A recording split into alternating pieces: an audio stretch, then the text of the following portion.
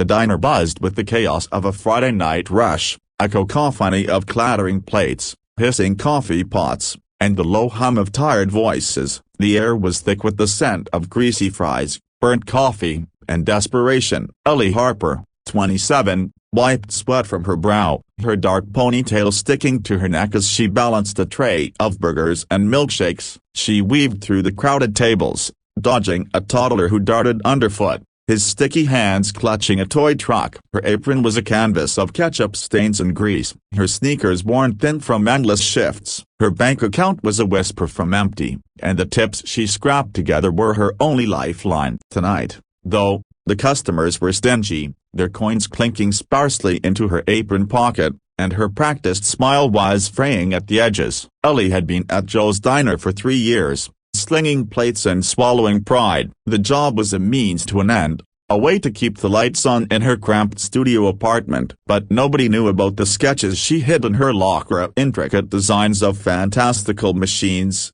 gears, and circuits drawn in stolen moments between orders. Ellie had a gift for engineering, a spark that had ignited in childhood when she'd fixed her dad's broken radio with a paperclip and sheer grit. She'd spend hours in her room, sketching blueprints for inventions that could solve problems she saw everywhere: leaky pipes, flickering lights, inefficient systems. But dreams like that didn't pay rent, and after her dad passed, she'd buried them deep, locking them away with her hope. The diner was her reality now, and she'd learned to live with it. At table 9, a man in a rumpled suit sat alone, nursing a black coffee. He looked out of place among the truckers and families, his eyes distant, his fingers trembling slightly as they curled around the mug. Ellie noticed his pallor, the way his jaw tightened when he thought no one was watching. She'd seen that look before via her uncle, years ago, right before his heart gave out in their living room. Instinct kicked in. Without a word,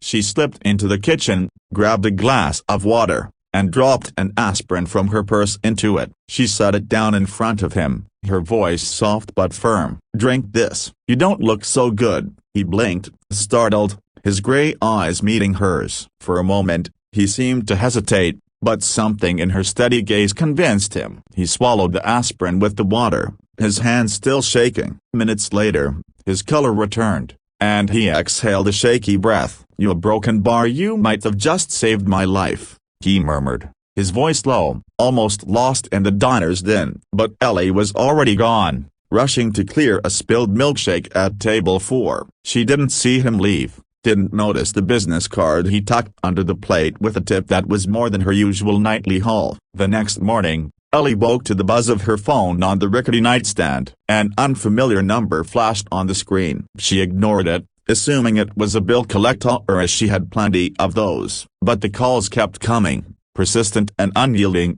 until by noon, curiosity won over dread. "Hello?" She answered, bracing for bad news, her voice rough from a night of shouting orders over the diner's noise. "Ellie Harper?" The voice on the other end was polished, warm, with a professional edge. "This is Margaret from Horizon Enterprises. We'd like you to come in for a meeting today, if possible." Ellie frowned, wiping ketchup from her apron, which she hadn't bothered to take off after her shift. Horizon Enterprises, the name sounded vaguely familiar, but she couldn't place it. "You've got the wrong person," she said, laughing nervously. "I'm just a waitress." "No mistake," Margaret replied, her tone leaving no room for doubt. "Mr. Grayson personally requested you. He was a broken bar impressed by you last night." Ellie's heart skipped. "The guy from table 9?" She laughed it off, thinking it was a mix-up, but a nagging hope tugged at her. She glanced at her locker, where her sketchbook lay hidden, and felt a flicker of something she hadn't allowed herself in as a possibility. "Okay,"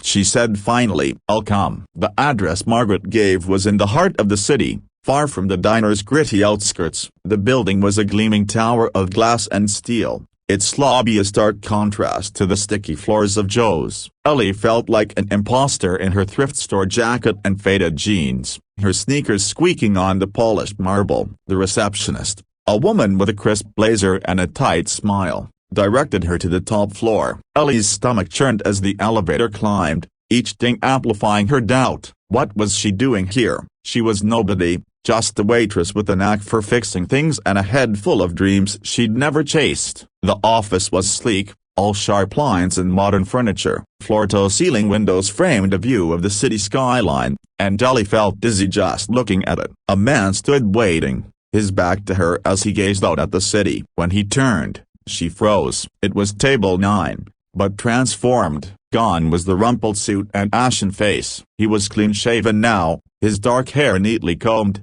his tailored suit fitting him like it was made for him, which, she supposed, it probably was. He extended a hand, his smile warm but professional. "Ellie," he said, "I'm Daniel Grayson, CEO of Horizon Enterprises. You saved my life last night." Her jaw dropped. Horizon Enterprises owned Joe's Diner and 100 other restaurants across the country. She'd seen the logo on her paychecks but never thought twice about it. "I just a broken bar gave you aspirin," she stammered, her cheeks flashing, "and noticed what no one else did," he said, his gray eyes sharp, assessing. He gestured to a chair, and she sat, her hands fidgeting in her lap. "When you rushed off, your notebook fell from your apron. I picked it up, saw your sketches. Those designs are gears, circuits, automation systems. They're brilliant, far beyond anything I've seen from my engineering team." Ellie's breath caught. Her sketches, those were private,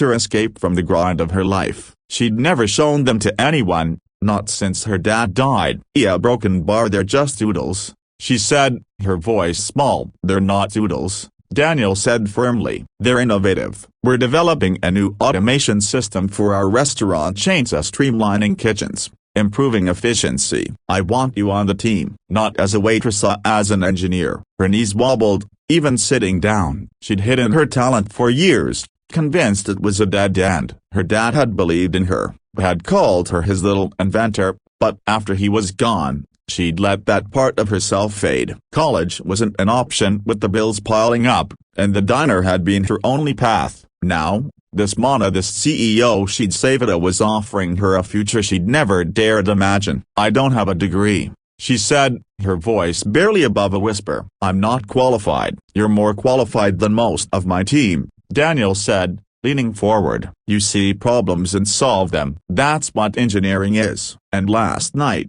you really saw me when no one else did. That's not just skill, that's instinct. I trust that." Ellie's mind raced. Could she do this? Leave the diner, step into a world she'd only dreamed of? Doubt not at her, but so did hope. She thought of her dad, his proud smile when she'd fixed that radio. She thought of the endless nights at Joe's, the ache in her feet, the weight of a life she didn't want. "What would I have to do?"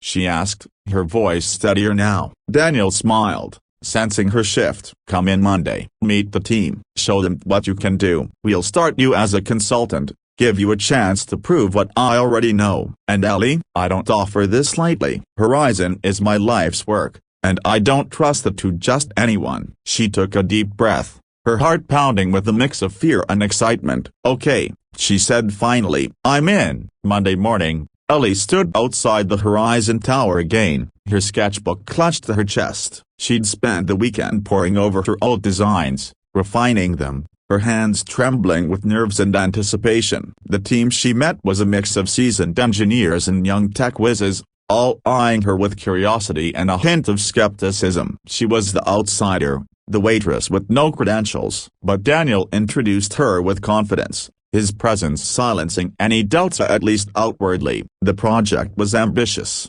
an automated kitchen system that could cut costs and improve speed without sacrificing quality. Ellie listened as the team outlined their progress, their voices thick with jargon she hadn't heard since her high school physics class. But when they showed her their current prototype, a clunky setup that jammed every third order, she saw the problem instantly. The conveyor system was misaligned, the sensors too slow to adapt to real-time variables. She hesitated, then spoke up. "The issue's in the feedback loop," she said, pointing to the blueprint. "The sensors need to recalibrate faster, or you'll keep getting bottlenecks, and the conveyor's angle is off by a few degrees. It's causing friction." The room went quiet. A senior engineer, a man with graying hair and a permanent frown, raised an eyebrow. "And you know this how?" Ellie's cheeks burned, but she held her ground. "I've seen it before. Not in a lab, But a broken bar in the diner. Our coffee machine jams the same way when the pressure is off. It's basic mechanics. The engineer scoffed,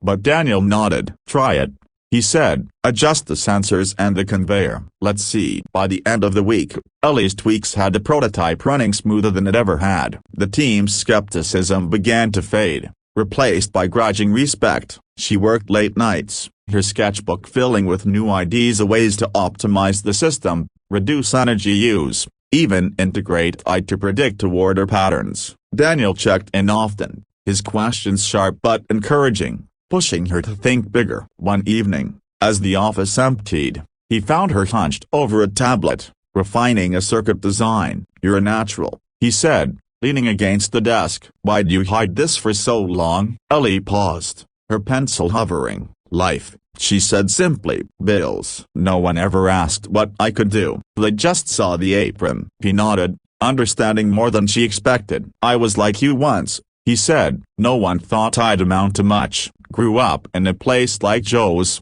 scrubbing dishes. Took a chance on myself, and it led here. You've got that chance now, Ellie. Don't waste it. She didn't. Over the next months, Ellie threw herself into the project, her confidence growing with every success. The team started coming to her for ideas, her sketches becoming the backbone of the new system. When Horizon unveiled the prototype at a trade show, it was Ellie's design that drew gasps. A sleek, efficient system that could revolutionize the industry. Reporters swarmed, and Daniel made sure Ellie stood beside him during the presentation, her name tied to the innovation. Back at Joe's diner, where she still picked up shifts to cover rent, her co-workers gaped at the news. You're famous, her friend Maria teased, waving a tablet with Ellie's face on it. But Ellie just laughed, tying her apron. Fame wasn't the point. For the first time, she felt seen and not as a waitress, but as the engineer she'd always been. One night,